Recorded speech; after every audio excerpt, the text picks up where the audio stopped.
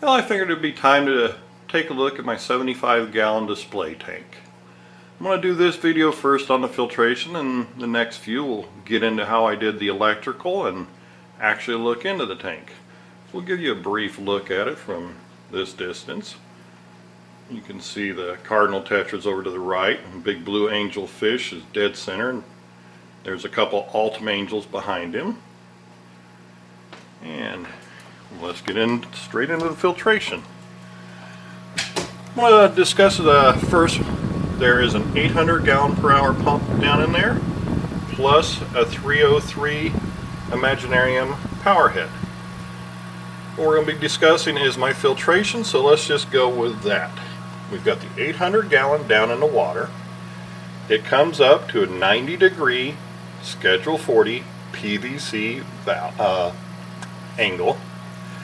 Then it goes around to the back of the tank and comes out right there with another 90 down into a union ball valve, then down and into the bottom of the tank via another 90.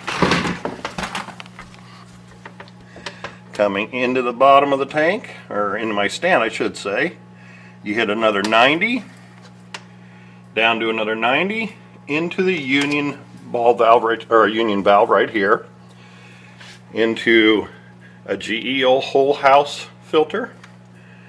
It is connected to that by threaded garden riser to another GE, threaded GE union to a 45 to a T. The T then comes to just a simple ball valve. This is non-union, and into a garden hose adapter.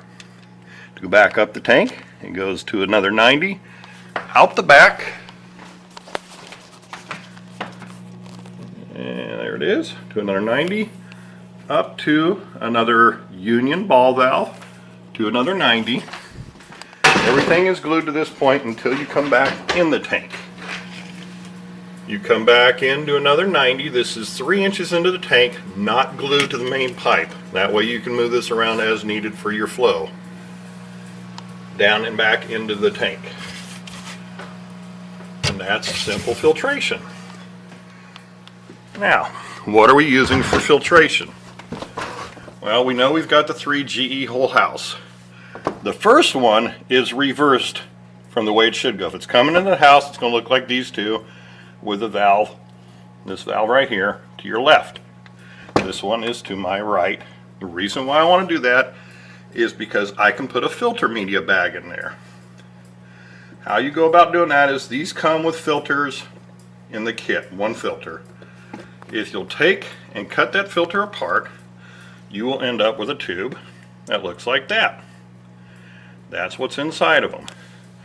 If you will just go buy a simple filter media, I'm going to put the camera down, try and keep it somewhat focused here when I do this.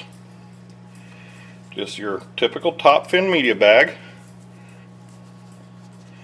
Take that tube, put it in there, pull it tight, tuck the strings back in there, put it in there. That'll blow it out. As you can see, that one's expanded out. I hope you can see it. Let's see if I'm getting close enough. Probably not, but it expands out, catching all the it's filtering it, getting all your big stuff. It then goes to the 2 sponge filters, and I will be bringing this up to 5 in the near future here. More sponge filters the better. And that's how I do my filtration on here.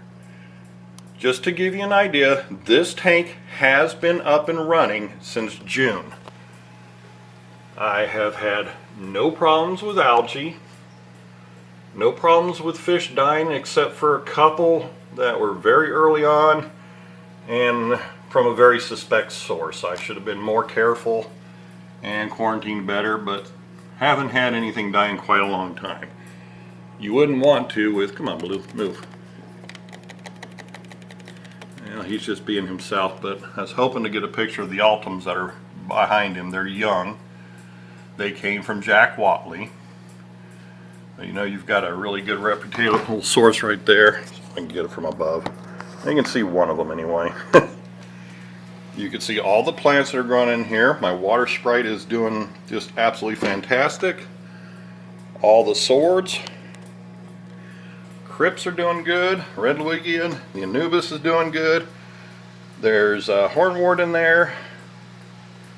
Moneywort, pennywort, dwarf grass. There's all kinds of stuff. You can see that this tank does not have an algae problem going on. Heck, I've even got snail eggs right there in the corner. There we go. And it's probably from that one right there. Just guessing. So that's what the tank looks like. I'll put a card in here with a diagram of how I did the filtration, as well as a material list will be with it. It's simple. As far as maintenance on it, I clean the pre-filter when I do my weekly water changes. This tank gets a 15% weekly water change every Saturday or Sunday, whichever day I'm available to do it. When I do that, I clean the pre-filter.